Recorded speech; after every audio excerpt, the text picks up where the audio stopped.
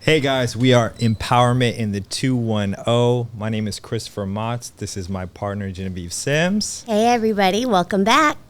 And we have a very special guest in the house today, my man Scott Malouff. Hello. Thank y'all for having me today. Excited to be able to speak with y'all and just spend some time with y'all. So this is the second time so let me explain to everybody what initially happened was, and Scott's a very productive man. On our last show that he emphasized the fact not to use the word busy and replace that word with productive. And so not only have I been starting to use that term, my mother, my fiance, her son, so I'm spreading the good vibes with your terminology. So I picked up from the podcast. Awesome. Yeah, positive words matter, and how you use words matter too. So, with the word busy, like we talked in the first podcast, busy, people think chaos when they hear the word busy. So how's your day going? It's busy. So for them to ask you like, oh, I need help with this listing, I need help with, I'm thinking about buying a home. If they think you're busy and your life is already chaotic, the odds of them working with you is going to be a little bit less. So if you're like, well, how's your day been? It's been productive. Okay, Chris is getting things done. He's killing it. Now let me go and ask him for help with whatever you got going on that day. I love the mindset. I love it. it. So Genevieve and I got so much positive feedback from the first episode when we launched, and we had some technical difficulties. It's all good. But we were grateful for that opportunity, because what happened was my man Quentin Flores, who shout out to Infinite Productions. My man Q gave us a shout, and he is now producing our podcast moving forward with him and his amazing team, producer Trey behind the set here. And so we are looking forward to this new phase of empowerment in the 210, where I always start with gratitude. So I'm very grateful for Q and Infinite Productions, and for you, Scott, for taking time out of your day to jump on again with Genevieve and I. Well, it's good. And the word fail stands for first attempt I learned. So I don't want to say that the first one was a negative. It's just a learning opportunity for y'all to grow now, and puts you in the right place. And now you got Q to help with what y'all got going. So that's awesome. The production value, as you can see, is a lot better. Yeah, it's top tier. It's top tier here. So we want to make sure that you guys follow them on their Instagram page, which is ip.infiniteproductions. See, that's how you empower people. Right there. Shout exactly. out. So if folks are just tuning in, and that's perfectly fine, and they want to hear Scott Malouff's story, because your name in this city is very relevant. Everyone knows Scott Malouff. And, when I moved back here in San Antonio around the 2008, 2009 timeframe, I started to hear, I kind of want to move back in time a little bit, and I want to know the story. We are Empowerment in the 210. So I kind of want to know your story from that time frame until where you are now. And so if we're rewinding time and we're going back, I started to hear your name on the radio, and it was all these Scott Malouff Productions and throwing all these huge parties, and that's before I even met you. So I kind of had a name, and I just kept on hearing your name everywhere on 98.5 The Beat. Shout out to them. Tell us a little bit how you got started here locally in San Antonio, kind of how you started, where your roots are. So that started when I was in high school. So when I was in high school, I used to go to the teen parties. I was very active in going to those. So from 8th grade, 9th grade, I used to just pull up to, back then it was the Tunnel and Diamonds, and there were certain clubs that back then it was a Generation X.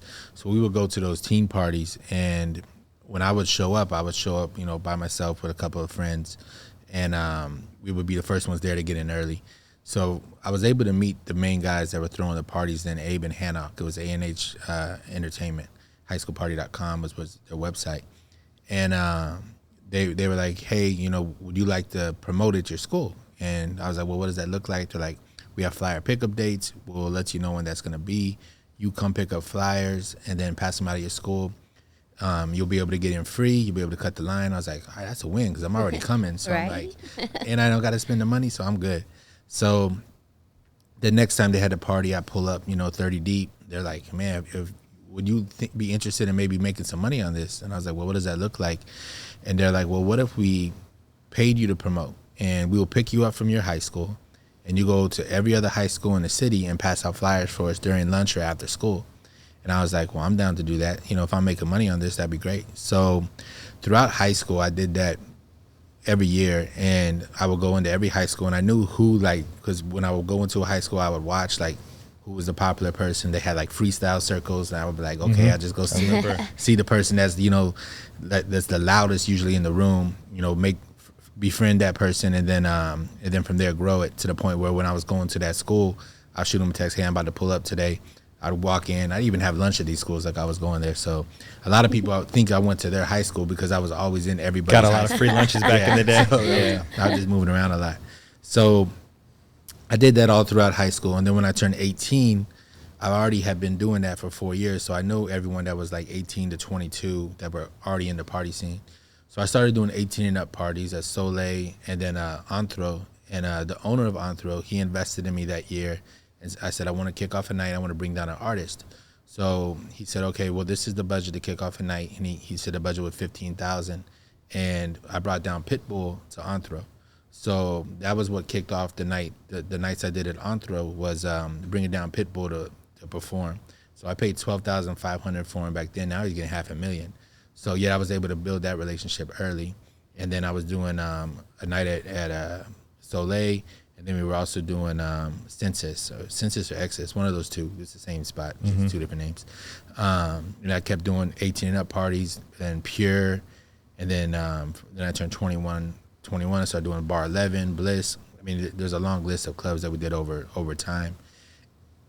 And from there, I started doing high school parties. So Abe and Hanok left. And Hanok went to New York. Abe went down to South Padre, so the high school parties were open.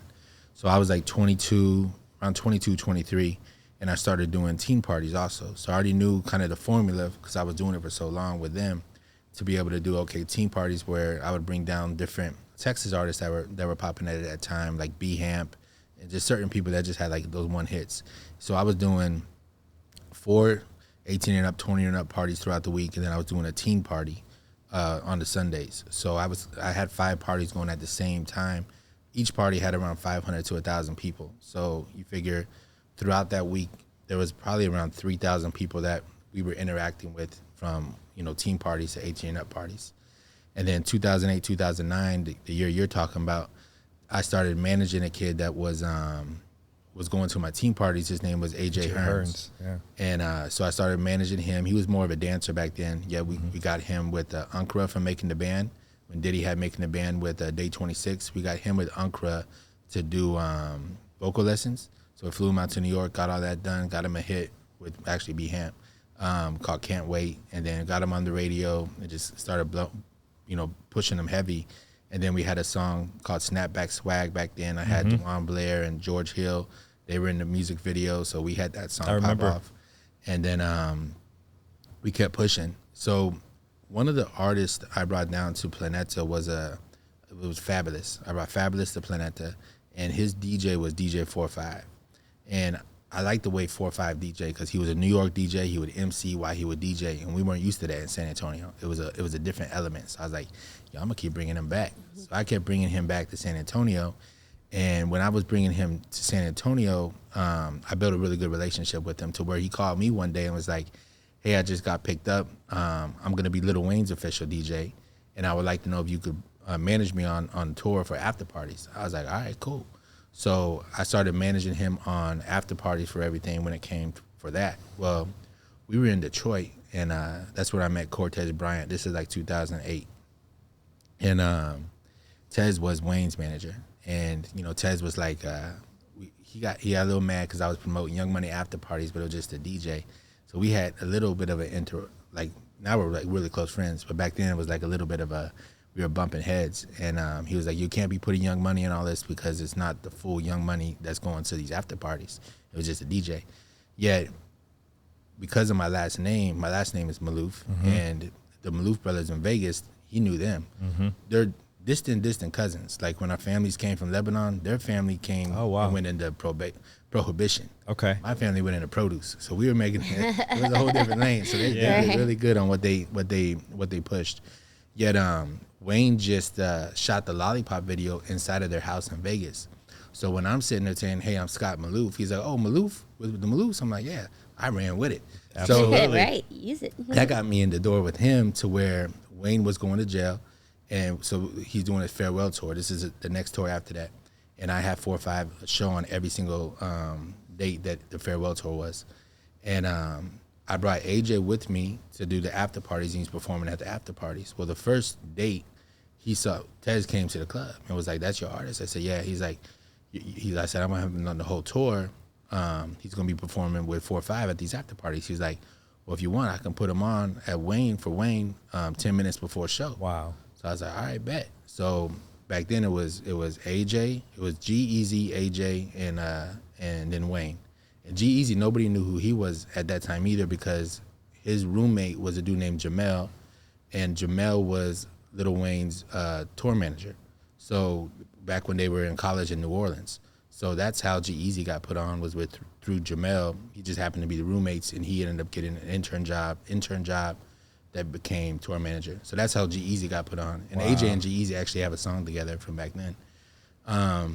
That's And then wild. from there, built the relationship with Tez. Tez ended up managing Drake. We went on 3 tours with Drake, 1 tour with 2 tours with Wayne, and then we just did one-off shows from there. And then we continued to build. So that was like the club and the entertainment. And that's when in that world, like 2008, 2009, I had AJ going on, I had the team parties going on, and I had 18 and up parties going on. These are huge. Like if I'm Yeah. thinking back, these are huge names in like the hip hop industry. Like you're talking about Fabulous, bringing Fabulous to San Antonio in that time frame. He was at the top of the rap game back at that time frame. It's huge. And then you talk about G-Eazy. Everybody knows G-Eazy now, but it's cool to hear that backstory. And it's all about your network. And Genevieve and I use this term all the time. Your network is your net worth. And so it's about who you know and how those powerful connections can advance you in your career. And those are incredible stories. I love also how you were able to bring AJ along, local kid. You put him on this big national tour. And so I love how you incorporated him. As you grew, you brought him with you. So that shows a lot about who you are as well.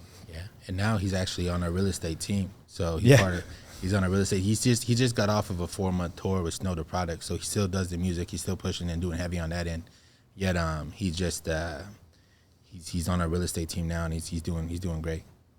Wow, what an incredible story. Yeah, well, was there something in him that really caught your attention? You can see it in people. You can see that spark, that hunger, that hustle, the genuineness of people. And getting to know people and their backstory, also it's helping them. You can see the gift in people. Right. And when you see that gift, and you're like, man, just their circumstance might not let them get out of where they should be or who they can be. It's helping them figure out a solution to push them to be that person. And that's really what it was with AJ. He had a gift of entertaining, and he still does. And it was like, okay, how can we take that to the next level for you? Wow, I love that. And I think that's what makes a really strong leader, is to be able to find people like that and to elevate them into that space by just giving them that encouragement and a platform. And I think you've done that over and over and over again in the music industry, in the real estate industry. And I mean, when we launched the first episode of your show with you in it, we got so many phone calls where people were saying, we didn't know what his background was. We knew him for this, and it was either, the clubbing scene or the partying scene or real estate. But all the other stuff that you had to do to get to those points, a lot of people didn't know that, and they loved hearing that story. Like you said, the backstory. Awesome. So important. Yeah, I appreciate that. And part of leadership is helping others develop leadership inside of them, because true leaders don't develop followers, they develop more leaders. Exactly. And the question is, how can we create more leaders in our industry or in our world that's going to lead others? So. And you do that also, too, by example, right? I mean, when you're preparing for all these big adventures and big things that you're doing, one of my mentors had told me, before elevation, there's isolation. There's that moment where you're going to have to learn how to be by yourself. And in that time, you're growing, you're teaching yourself. And was there ever a moment like that for you where you felt like you had to isolate yourself from everybody else in order to grow? Yep. When I decided I was leaving the club. I said, you know what? I'm not going to do the club no more. This is it. I'm moving to real estate. That time, there was an isolation from a certain season of my life. I look at life as seasons. And so I had a party. One of my parties, somebody got killed by somebody else. And it was a defining moment for me because I was like, you know what? This is not where I'm supposed to be. I have a gift of being a connector. Right. Yet I was connecting for the wrong purposes. So I was like, I'm going to transition into real estate. Yet I had to pick a date because I moved into real estate and I was like, okay, I know a lot of people gonna start working with me, and that's not how it went in the beginning. So I was like, I have to rebrand myself. So the word decide, like there's pesticide or suicide to kill off. Decide stands for the death of all other options. So when you say, I'm gonna do this, there's no other option. That's what you're doing. Like, you know, now we're in this podcast, you're doing this podcast, there's no other option. This is what y'all are doing. Right. And there's a commitment. There's a commitment you got to make to it. Commitment, consistency, you have to be consistent with it. So, and the character has to be correct. So that's when I looked, I said, okay, for me to move to my next season of life, I have to decide what I'm going to do. So I set a date. A goal without a date is just a dream. So I set a date on when I was going to leave the club. That was June 19th of that 2016 was my last like weekly parties. So I decided, okay, this is the last time I'm going to do like a weekly party every week. And from there, I just went full in real estate. And people, you know, would always like, hey, where we going tonight? Even the next week, I was like, I just said I was done. Like, I did a little retirement party. They keep bringing you back. Yeah, so they keep suck you back. But I was like, nah, I can't go out. So I said no a lot that rest of the year. I think there was like a 5 months like span where I didn't even step into any club, any bar. I was just like, I'm chilling. Like, I'm going to go to the office early. I'm going to continue to work on, you know, my growth mindset. Start listening to Jim Rohn, Zig Ziglar. I didn't even know these people were before real estate. Yet I started listening to Tony Robbins and all these different people to be able to pour into me and into my mind, where my mind shift changed on how I perceive things. And then from there was a blessing, because that first year fully in real estate, I sold 85 homes as an individual agent. So yet it was that isolation you talk about that let me do that. Because if I was still out every night, you know, I'd be at Mama Margie's till 4 o'clock in the morning. I ain't waking up at 8 o'clock in the morning to focus on real estate. So I remember a few of those nights at Mama Margie's with you back in the day. Yeah. Get the chips, get the bean and cheese tacos. Yeah, those are some fun times. Yeah. I look at, you know, everything's kind of like a stair, and it helps you get to that next place of where you're going. Right. Yet sometimes people go downstairs too. So you have to make sure you stay around positive people. Yeah. And you, one thing I love about you, Scott, and you're so transparent in this fact, and I want to talk about a few people in your life that helped you move along your career, and you're such a family man, and I love that about you.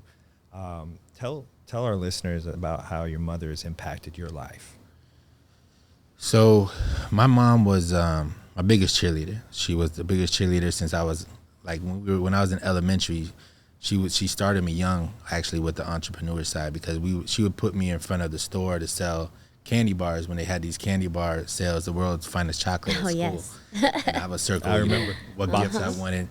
So I would sell these different, and one year I sold 1,600 candy bars that year, and that was like a record for the school. So yet she taught me young, like, how to do. We would go to the car dealerships. I would sell the chocolate there. Like, she taught me a lot back then. Then when I became, it was like 8th grade, she got diagnosed with MS, multiple sclerosis. And when she got diagnosed with multiple sclerosis, she stopped working. So at that point, I was like, yo, we gotta make this money. Like, I gotta figure out, because she was a single mother. I never knew my father. So it was her and my grandparents. That was my rock. That was my foundation. So I was like, okay, I have my mom and my grandparents, yet my mom stopped working. My grandma, she never worked. She took care of, because they had 6 kids. And then I had my grandfather, he was retired military. So I was like, okay, I'm going to make sure I thrive for her. Yeah, she always had my back, and she was a giver. So, you know, sometimes people give in money, and sometimes people give in time. She was a time giver. She would give her time. She would donate time. She didn't have money to give, yet she would, like, bake. So she would bake, like, for Christmas, she would bake everybody pumpkin breads, and those are things she would do. So when I got into real estate, she was happy, because she knew, you know, when I was out in the streets out every night, she would be worried and be like, yeah, like, you know, I know what's going to happen. And you know, there was a lot of different circles I was around too that might have been a little bit cause of concern. Sure. So, so when I made that transition, after I got Rookie of the Year, you know, she was there when I got the award with Keller Williams. I said, you know what, we're going to go on a trip. We're going to go on a family trip or Lebanese. There was a Lebanese convention in New Orleans. So I said, we're going to go on this trip. Yeah, my first year I worked like 8 a.m. to 10 p.m. in the office. So I didn't, my values were not aligned of what I say. You know, values for me is God, family, business in that order. And I was living more, you know, God, business, family. And I was pushing off a lot of things like, oh, I'll see them later. I'll do this later. But to Genevieve, what she mentioned earlier, that isolation period, I think that was part of the process too, right? It was. You had to isolate yourself. It was, yet you also got to see what's important to you. So I isolated, sometimes you might want, you don't want to isolate the wrong people. Right. And your family is not one of the people that you should isolate. And when I talk about isolate, I isolated everybody. So that was a little bit of, not say it's an issue, it's a learning opportunity. So we're going on this trip. We're going to New Orleans, and the day before, you know, my mom and grandmother went the day before. They were going to Lake Charles because they were going to a casino before we ended up in New Orleans. So they go the day before. My mom calls me and says, hey, you know, we made it to Lake Charles. I just want to know if you can go by the house and pick up my bathing suit. I said, yeah, I'll go pick up your bathing suit. That's perfect. So then I get a call 30 minutes later from my grandmother, and she said, hey, Mama's not breathing. And she died at the age of 51 from a blood clot, just like that. So postponement can be permanent, and you never know if it's going to be a permanent postponement, because you could say, I'm going to do that later. Yeah, you might not have later. Right. There's no such thing as tomorrow. There's only right now. There's only this moment that we're living in that we have. The next moment is not promised. Like when you hear your heartbeat, that heartbeat's promised, then you're there.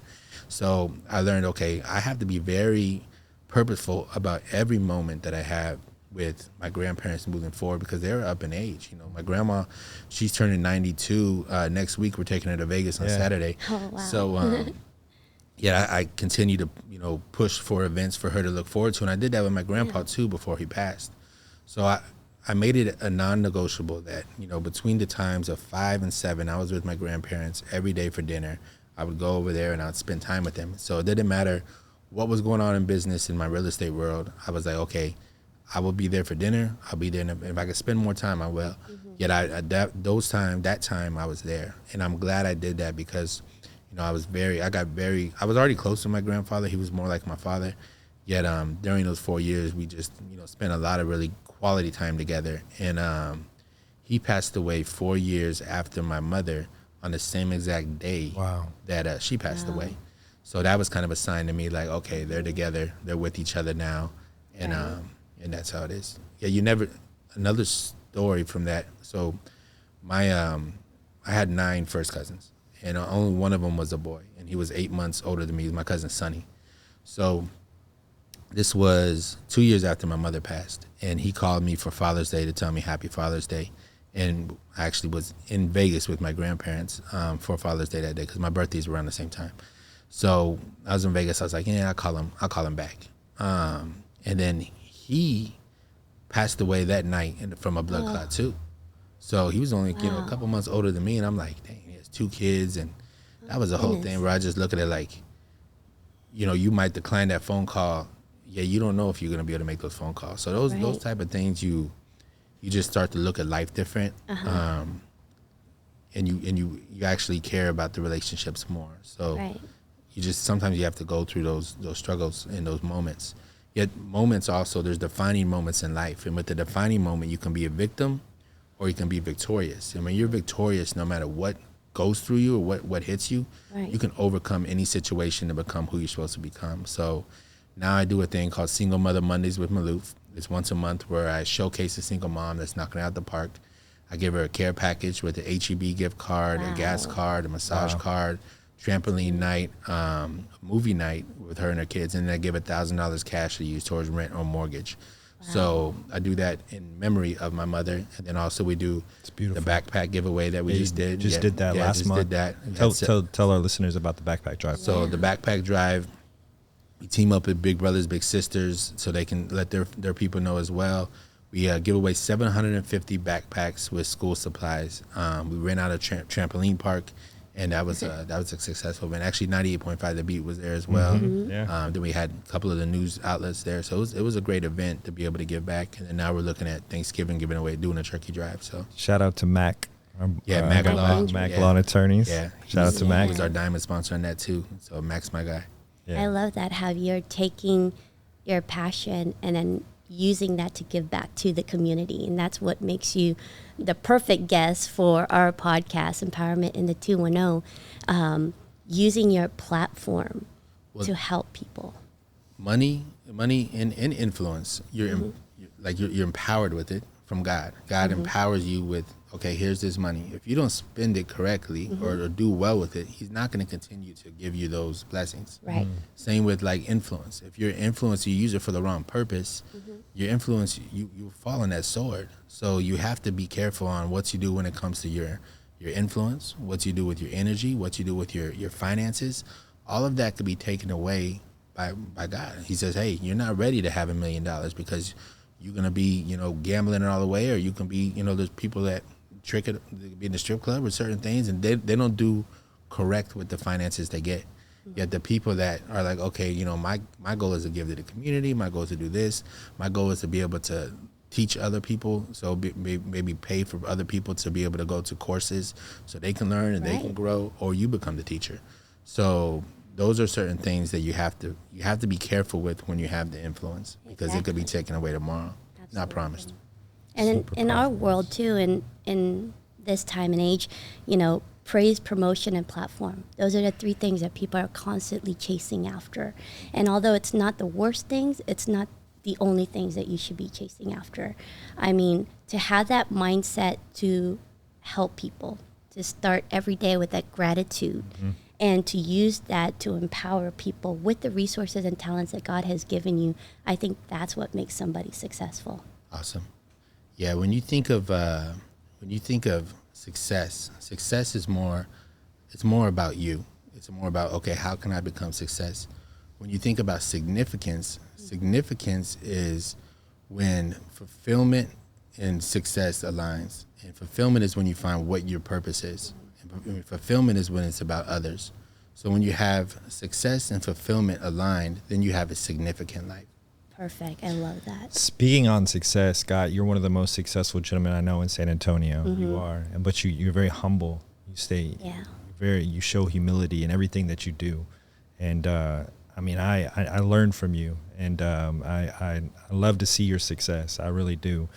Tell our listeners a little bit about how do you prepare each and every day? Like, how do you start your day and how do you end your day? It's I don't want to say it's numb to emotion, because I do have emotion. It's just not letting certain things affect me on how my day goes. So when I start my day, it's the cold shower, then go straight to I don't look at my phone, text messages, certain things in the morning, because if I start looking at texts and emails, that's somebody else's agenda. So I have to first finish my agenda before I get to theirs. So it's That's my good. my routine Really good stuff right there. is very in the morning is very careful of what I let come into my head. And then from there, it's, okay, let's go through the day. And it's more like, okay, what solutions do we need to have? Because there's a lot of problems. Yeah, the problem, we focus on the plan, not the problem. So, okay, this fire is going on. This fire is going on. Well, what's the solution for them? And that's more my morning, usually, definitely with real estate. So I go through that, and then there's people. Like, there's a lot of people in my world too. So making sure they're good, making sure, see what's going on with them, because they go through certain defining moments also. And it's, making sure they're not down. Like that Pastor Ed quote, he says, never look down on somebody unless you're helping them up. Yeah. That's a big quote that I live by as well, because a lot of people look at people and not understand who they are. So it's how do we help them up? So I look at that throughout my day with my team. Okay, are they good? And then from there, it's appointments with clients or potential clients. And typically, how do you end your day? I end my day with, I have dinner with my grandmother, and then I go to the gym, and then from there it's kind of just a quiet time. Quiet time. Yeah, it's important. Speaking of your grandmother, you mentioned you're taking her to Vegas, right? Bingo tournament. Yeah, so Scott and I share this commonality. Is I was super, super close to my grandmother as well, as you know, and I grew up in bingo halls as well. Yeah, she'd bring all these daubers, old school daubers, and like 10 cards, and she would be daubing, and I was learning. So that's super cool that you get to share those memories with your grandmother. I tell her that's when she's going to work. Like, where's City? She's at work. She's going to work. Well, what do you, for the people that who don't know you on a personal level, what do people misunderstand about you the most? Or what is a common misconception about you? I think it's maybe my quietness, because I'm not a really loud person. I kind of more watch the room, and they think that because of that, maybe my personality might not be there. But you're an observer. I'm more of an observer, so I do observe people, and then I also look at the room, see what's going on with people. So it's not that I just like to watch before I talk. Right. And I think that's one of the wisest things you can do. Right. Honestly, some of the people who make the loudest noise don't have much to say. Right. That's true. Honestly is the word we take. We got to work on that one too. Oh yeah, I got to work on that one, right? So we never say the word honestly, or I'm gonna be real with you, because you should be honest or real at all the times. So it's a learning thing for me. It's a big thing. You're a wordsman, which I really appreciate too. You use your words very wisely. You're very intentional. Yeah. Yeah, you have to be. Speaking of words, what's your favorite your inspirational quote, if you could narrow one? Change the way you look at things. The things you look at change. Go into detail about that.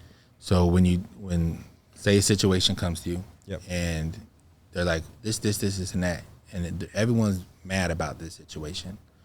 But when you change the way you look at that situation, then the way you look at it will change. So there was a story, I'll probably quote it wrong. Yeah, it was about this guy that had a horse. Do you know that one? The guy that has a horse in the village, and the guy was like, "Man, you're lucky." And then after that, they were like, "Well, the horse ran away." So he went to go look for the horse, and then he came back with 5 horses, and the guy was like, "Man, you're lucky." And then the 5 horses ran away. So then they were like, "Man, you have no good luck." And he's like, "Maybe." He kept saying maybe when they kept saying this, and then they found one of the main horse came back, and they're like, "Man, you're lucky." He's like, "Maybe." And then his son rode the horse, and his son broke his leg, and he said, "Man, you're not lucky." Well, then the military came like the next month and was like, "We're taking everybody, we're going to war." Yet they looked at the son and was like, "Man, your son's leg is broken. You know what? We're not going to take him to war." And they're like, "Man, you're lucky." He's like, "Maybe." Yet when things happen, you never know why they're happening. So when you change the way you look at things, you never know why those things can happen. So in that story, it's like, okay, the kid's leg broke, and everyone's like, "Man, that's the end of it. Like, what are you going to do?" Yet he didn't know the military was coming 1 month later. So I look at everything as fate. There's not really luck. It's just really fate. How things are supposed to happen. Yeah, you got to look at it from more of a positive aspect of, well, something's going to happen in the future of why this happened today. And it's just that perspective. Yeah. You got to change that mindset. Absolutely. And that's what we're doing with Empowerment the 210. Absolutely. You're a perfect example of that. Well, for our listeners out there, where can they find you or your companies online? So Instagram, Malouff International Group, S. Malouff. Facebook, Scott Malouff. That probably the business page is easier. Malouff International Group, because capacity on Facebook. You're not a hard man to find. Yeah, you can find me in 1604 and 281 there in my office. And then YouTube, Malouff International Group. That's kind of where we have a website too, Malouff International. And then you're also now helping with the For Our Kids Gala coming up, right? Correct. Can you tell us a little bit more about that? I'm the event chair for that on November 4th. I would love to see you out there. Congratulations. Yeah. We plan on attending. So it will be a great event. So that's the gala that Manny runs every year. He asked me to be his event chair this year. So I will be at that. If y'all looking for tables, Chris can get y'all more information on that too. So that's going to be November 4th. We'll come out with some more information too about some entertainment and what that's going to look like. It's going to be a casino night. Okay. And then actually our Christmas party is a casino night too. We went last year. Yeah, right? I've been the past 3 years. Last 3 years. So this year we have Mario performing. Okay. So Mario will be performing casino night, giving away a trip to Vegas. It'll be catered. It'll be a great event. Yeah, man. That's a couple years December ago, 15th. Scott brought in Party Club, or who'd you bring in? 112. Yeah. 112. Wow. And man, it brought me back. We were vibing in there. It was a great night. Last year brought Bobby Valentino, Bobby Valentino. B. Yep. And this year we got Mario. Wow. It's grown every year. I mean, first year I just had a guy with the trumpet. So now it's still bringing those big names to San Antonio years after, man. It's awesome to see. That's how I look at it. I mean, I changed when I was at an event in August. There was a real estate team at a DC coalition. Shout out to them, good people. And they were on stage and they were talking about the events they do, and we do similar stuff throughout the year. And Gary Keller was like, "So it sounds like you're an event planner that sells real estate." And I was like, "It's the same stuff I do." I was like, "What's he talking about?" So I was like, "So now I'm getting more involved in events throughout the year too, and it's not just nightlife and concerts. There's I'd sponsor with Mike Anthony with the Pizza Festival, Brunch Fest. Yeah, shout out to gonna- Mike Anthony Torres. Yeah, and then we got I'm gonna get more into like the shoe game. Working with my guys from Countdown, seeing how we can help them grow, and then card collectors. There's different events that we can help use our influence to bring people together, and then from there just grow. So, and that will help also fuel the real estate business. Just the more people the bigger the database gets, and then you figure out how you can relate with them. Because if you think about the word relationship, right, you can't spell relationship without the word relate. So we figure out how we can relate with our audience, and then how do we talk to them through different outlets. Genevieve and I always talk about networking and building relationships, and we hold a networking mixer each and every month with business professionals of San Antonio. And I tell people, it's all, we're different in the fact that we don't have name tags, or we don't pass out a lot of business cards. It's all about building those relationships, those true friendships, because once you build the relationship, as you were saying, the business will follow. The brand grows, your business will grow as well. As long as you know your value. You got to know your personal value too. Like, what is your value? Like for us, like what is our value compared to 13,000 other agents? Like, and it's a service. Is it service? How do we can? So we don't sell, we serve. And then how do we serve at a high level? There's still a part of selling that we do. Yet serving and selling needs to be there together, because they can smell when you just have commission breath. Right. You're just talking and they're like, yeah, he just after the money. Yeah. Salesperson. Right. And that's one thing I love also about you, Scott, is that you're a man of your words. You're just not talking the talk. You're actually walking the walk. And it shows. Appreciate that. Yeah, it absolutely shows. Do you have any shout outs you want to give? Shout out to while we're on here? Shout out to all the Malouff International group. I always love the whole team. We're going to continue to build with that. Rev is a short-term, long-term property management company I own. So if you're ever looking to rent out your home or thinking to turn it into a short-term rental, we also manage those as well. Key Title, I do have ownership in that too. So if you're looking for a good title company in San Antonio, Key Title. Malouff Media is a media company that I have ownership in, that I own. So if you're ever looking for your business to have a media company come help scale it, we can do that. We also have some PR work we do on the back end for that. And then development. If you're looking to develop in San Antonio and want to be part of a hedge fund, we can help you on that too. You're a very productive man, Scott. Yes, I love it. And we want to give a huge shout out. We want to give a huge shout out to Quentin Flores, Infinite Productions, for allowing us to come in. We like to start with gratitude. We'd like to end with gratitude as well. So they allowed us to come in and use this beautiful set, amazing production company. Man, Absolute quality. Top tier. Q, Quentin, your entire team, Trey, on the producing side. We appreciate you. We're thankful for you, and thankful for allowing our guest Scott Malouff to come in and share his story on empowerment in the 210. Yes, so we thank you for your time. We thank you, listeners, and make sure to follow us on all our social media platforms and Instagram, Facebook, and then also our website. Stay tuned for the next episode of Empowerment in the 210.